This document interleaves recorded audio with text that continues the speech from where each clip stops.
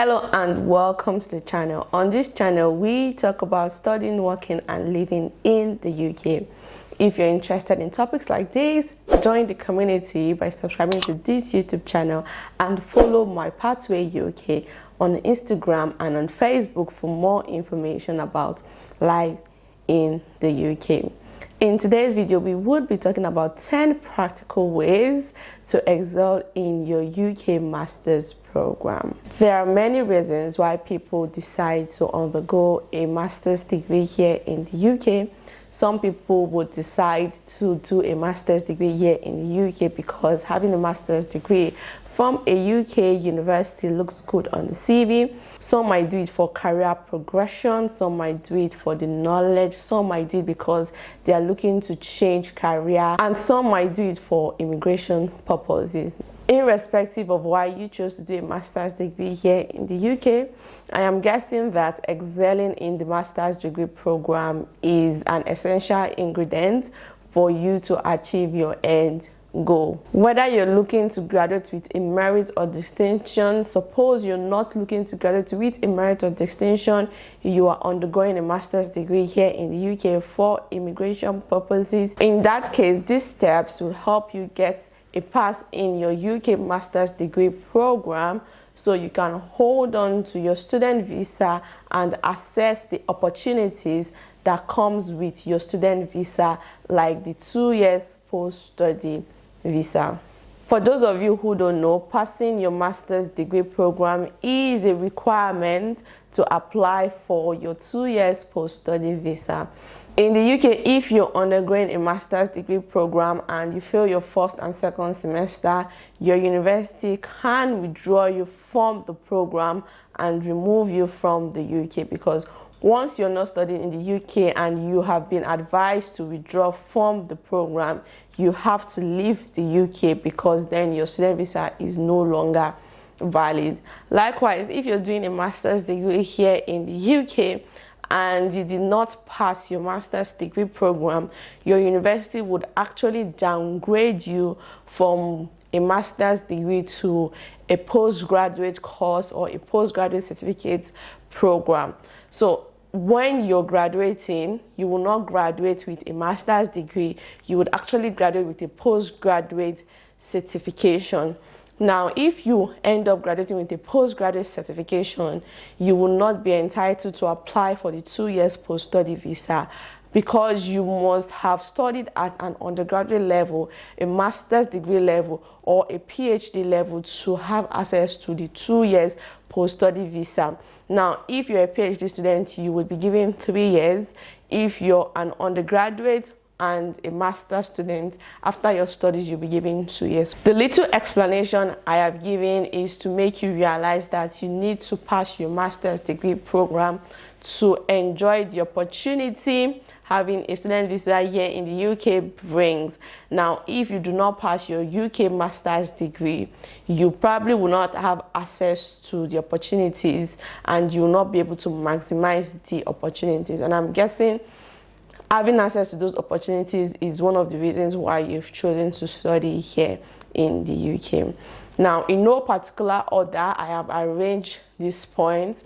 However, the 10th point I will talk about in this video, I feel is the most crucial point, because when talking about that point, that's the 10th point, I will talk about some services that you can use in the UK to excel in your master's degree program that most people do not know about, and these services are for free. Even if you don't take anything away from this video, make sure you take the 10th point away from this video. I will put the timestamps of the video in the description box so you can identify where the 10th point is in the video. The first step is to stick to a work-life balance that is suitable for you and your needs. I understand that some international students studying here in the UK might want to work to cater for their cost of living, and some people might want to work to pay off their tuition fee. I don't see the possibility of you paying off your tuition fee while working and studying at the same time, but there's a possibility that you can cater to your cost of living while working and studying at the same time in the UK. With that being said, still on sticking to a work-life balance that is suited to you and your needs, I would suggest you don't overwork yourself. It's very important that you don't overwork yourself. I would actually suggest you should not work more than 16 hours a week. And if your shift is a long shift in a day, maybe like a 10 hours shift a day, I would suggest that you dedicate just 2 days in a week to working. So if it's a 10-hour shift, you just do 2 days, which is 20 hours already, and that's what you're entitled to in the UK as an international student while you are studying and when your school is in session, when you have classes. Now, why I say this is because you need time to do your schoolwork. So in the UK, if you're doing a master's degree, you should have at least like nothing less than 10 hours of contact time. So what this means is you should have nothing less than 10 hours of classes, lectures, seminars, sitting in a class and listening to someone teach you, listening to your lecturers teach you or lecture you. So that's it. Now, some universities can have up to 15-20 hours of contact time.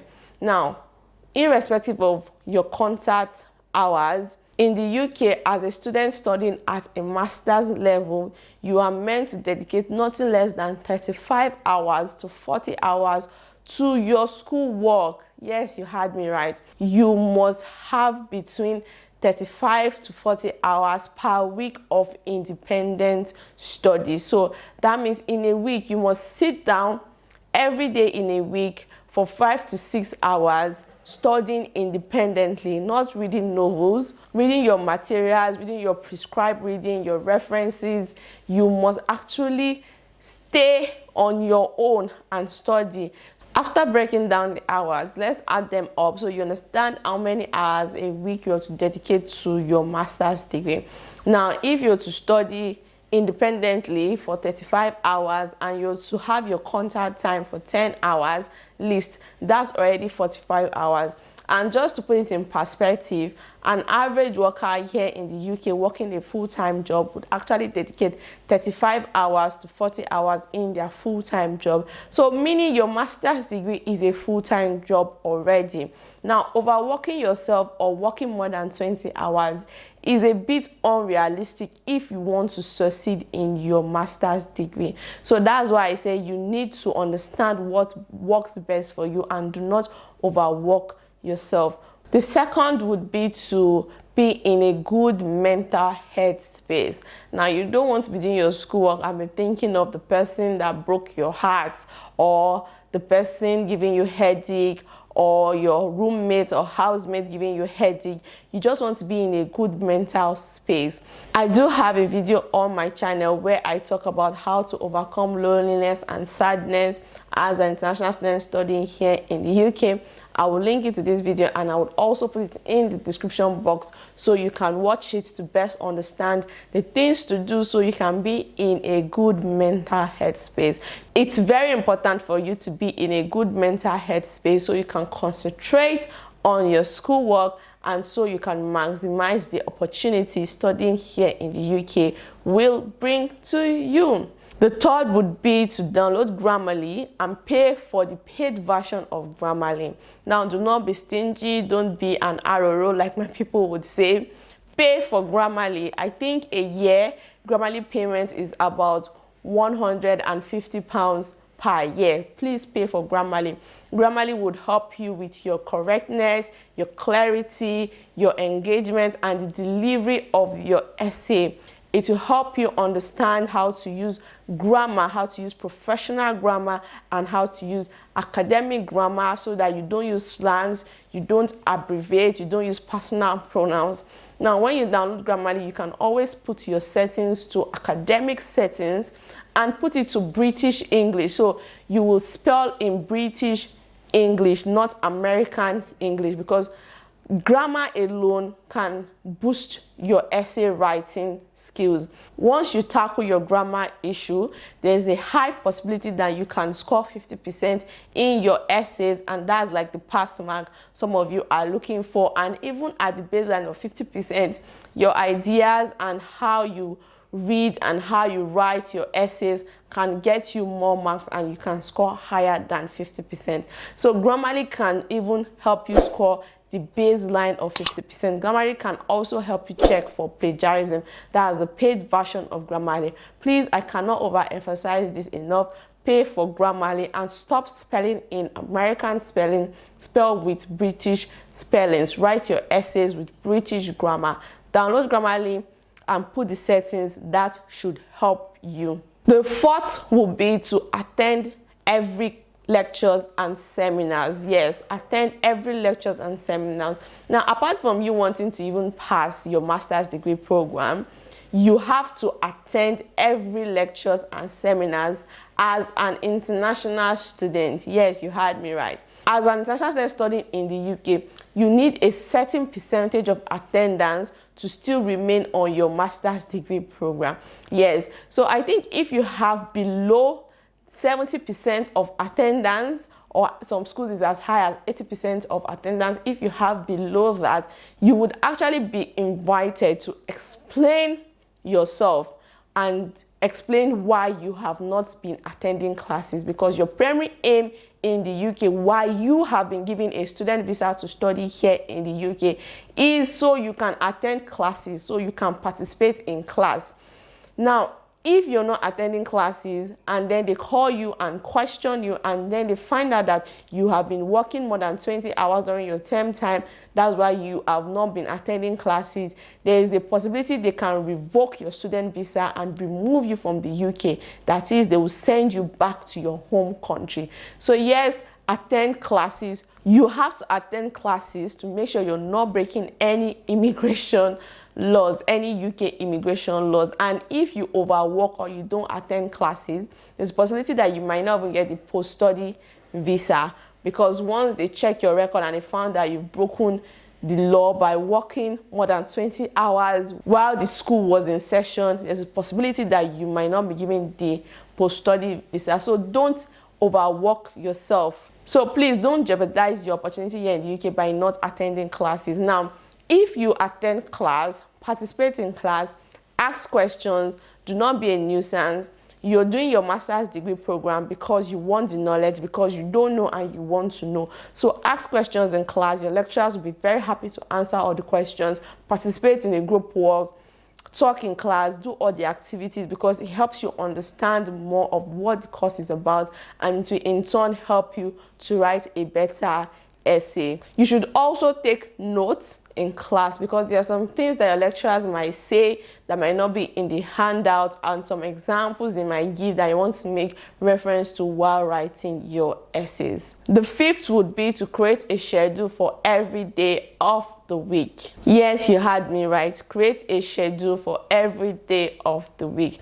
So you can use the old-fashioned pen and paper to create your schedule, or you can use Google Calendar, or you can use Microsoft Calendar. Now, I'm suggesting Microsoft Calendar because studying here in the UK, you would have access to the Microsoft Office applications. So you have access to Word, Excel, Teams, Calendar. So you have all of that. So you can use the calendar in Microsoft Office so that you can sync with the calendar for your classes.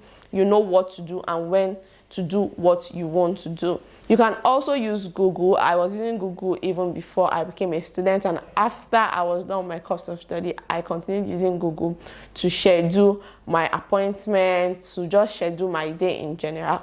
So you want to schedule every day of the week, so you know what to do, when to do what to do. So you know what time you have dedicated to studying, what time you have for classes, what time you want to work, what time you want to use to watch movies, what time you want to use to prepare your meals, time to hang out with friends. So you are accountable, and scheduling your time will not allow you procrastinate. So you know you don't have much time, and it can help you start your assignment early. The sixth is, do not be ashamed to ask your classmates for help. When I was in Lancaster, there was this course I literally did not understand, and the assignment, obviously I knew that I did not understand the assignment because I didn't understand the course in general. I literally asked my classmate, and she was kind enough to come over to my house, sit down with me for hours, walk me through the assignment step by step so I can get it done.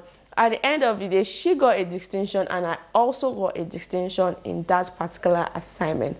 She helping me made me perceive her as a good person. It didn't remove anything from her. She's in London living her best life. She has her 2 years post-study work visa. She's making money. It didn't remove anything from her, but it definitely added something to me. It made me pass the course, and in turn, it helped my score in general in my master's degree program. And I'm forever thankful to her for helping me, and I do appreciate the effort she put in to help me. Obviously, if I have the opportunity to repay her that kindness, I definitely will. Now, if you're watching this video, you know yourself, thank you so much for helping me. Now, please do not be afraid to also give help to people. If people ask you to explain a particular coursework or assignment, please help. It will not remove anything from you. It will only add to you, because once you teach somebody, you know more of what you are teaching the person. Now, please also do not be shy or be ashamed to ask for help. Like my people will say, it's the person that asks for the way that will not get lost. So if you don't ask for the way, you are definitely gonna get lost if you don't know where you're going to. So please always ask for help. Do not be ashamed to ask for help.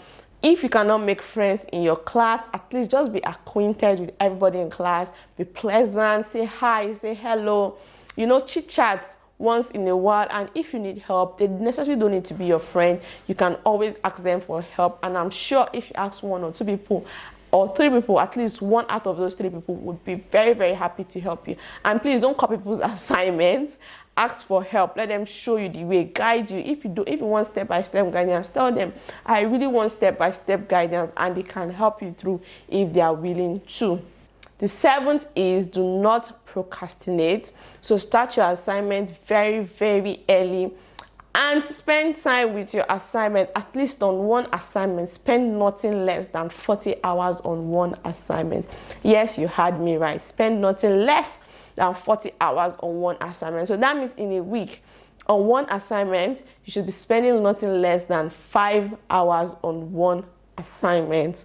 So yes, do not procrastinate. Spend time with your assignment and start early. Because when you start early, you can actually spend time with your assignment.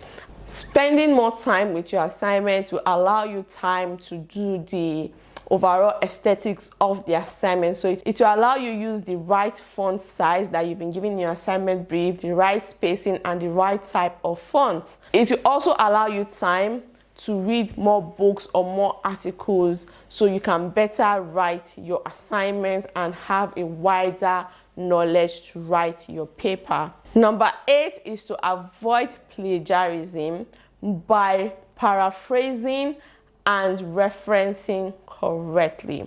Now, plagiarism is something frowned upon here in the UK's educational system. Plagiarism literally means taking someone else's work without referencing them or rewriting what they've said and passing off that idea as your own, as though you were the one that wrote it. That is frowned upon here in the UK, and it can reduce your marks for your essay. Number 9 would be to email your lecturers for clarity. Now, if you're given an assignment and you feel you don't understand a particular part of your assignment, or you don't understand the assignment brief in general, you can always email your lecturers for more explanation. And you can even book a one-on-one appointment with them where they can sit down with you for, let's say, 30-20 minutes to just run things through with you. Now, in the UK, lecturers are easily accessible. It's not like, for instance, my home country, where lecturers are like mini gods, that most of them are not easily accessible. In the UK, all lecturers are easily accessible. You just have to email them, and they would always respond to your email if you need any clarity on your coursework. Now, you can always send how you would like to write your assignment, more like how you would like to answer the questions in your assignment, more like a layout or an outline to your lecturers, and then they can look at it for you and tell you if it works for them. Most lecturers will even suggest you send it to them before you start. During my master's degree in the UK, some of my lecturers actually told us to send like a brief of how we want to answer the questions for our assignment, so they can look through. Some lecturers will tell you they don't look through brief, however they can explain the assignment to you if you need more clarity. So please always try to maximize that opportunity too. Your lecturers are easily accessible here in the UK. This brings us to the last but not the least, which is number 10. Now, use all resources available to you. It is very important to use all resources available to you. Now, in most UK universities, there's this service called Study Skills. Now, Study Skills is free for all students to use. So if you're a student of a university, you can use Study Skills for free. You don't have to pay anything. So what Study Skills will actually do is they will teach you how to write at your level. So if you're an undergrad student, they would actually teach you how to write at an undergraduate level. If you're a master's student, they will teach you how to write on a master's level. If you're a PhD student, they will teach you how to write on a PhD level. Now, use Study Skills. I feel Study Skills is the least student support students actually use during their time at a particular university. Please use Study Skills. Before you go out to pay people to do your assignment or go out to pay for seminars that will teach you how to rewrite or paraphrase or whatever, please use your university Study Skills service first. When you use that service first and you're not getting results, then you can go out to pay other people to help you achieve what you are looking to achieve. But please use Study Skills first. And then mind you, try not to pay people to do your assignment, because if you're caught, you can be removed from the UK and withdrawn from your program. Yes, you're not meant to pay people to do your assignment for you, but you can pay people to teach you how to do the assignment, but not to do the assignment for you. Now, that's why Study Skills is there. Study Skills will teach you how to write academic essays and how to use academic grammars and how to structure your essay. You can actually send, I think, 10% of your work to Study Skills, and they can look at it and correct your grammar or the arrangement of your essay. In this video, one of the points I mentioned is not to procrastinate and to start your assignment and spend time with your assignment. Starting your assignment early would actually allow you have time to use the Study Skills services. Yes, so please use Study Skills, and please use the library. Stop all this, I like reading on my bed, I like reading when I'm watching a movie. Sit down on a proper chair and table, or go to the library. Use the library resources, use the library books. The librarians are there to help you with references.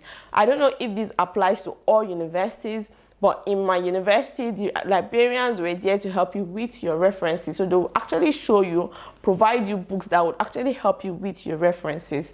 Now, some schools will use APA, some schools will use Harvard. Depending on what your university uses, your librarian would be knowledgeable in that aspect. So use the library service. Now, in the 2 universities I have attended here in the UK, their libraries are actually structured in 3 layers. The first layer would be the noisiest area of the library. You can actually be pressing your phone, doing whatever you do. So if you like to read in a noisy place, that ground floor in the library will be very good for you. The second layer is you can make noise, but not too much noise, controlled noise making. Then the last layer would be absolute silence, like you need to be extremely silent. You can't even drop a pin. So basically in the UK, most libraries are like that. Please, please, please use your library. Use your library, spend time in your library. It will actually help you spend more time doing your schoolwork than when you're at home and just gisting with people or gisting with your flatmate or your housemate or pressing phone or watching a movie.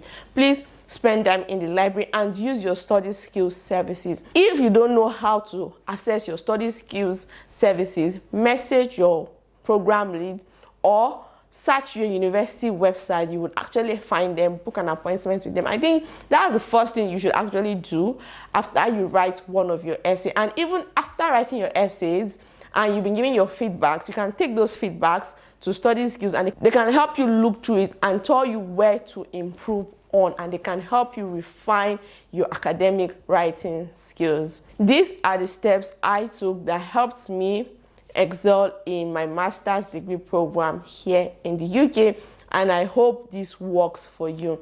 Now, to do a master's degree in the UK, you actually don't need to be academically gifted or brilliant or the smartest person. I will not consider myself the most intelligent person in a class. In short, I struggle with schoolwork at times, but I always spend time with my schoolwork. I ask for help. I use resources that are available to me, and I just go to the extra miles, and it really helps. So if you're not that academically gifted, just know you have to do ×2 work of someone that would be academically gifted. So if someone that is academically gifted is spending 40 hours a week doing their schoolwork, you might actually look to spend maybe 50 to 60 hours doing your own schoolwork just to improve your skills, and so you can excel in your master's degree program. With this, we have come to the end of today's video. Please do not forget to share this video with someone you think will find it helpful. Bye for now, and I'll see you in the next video.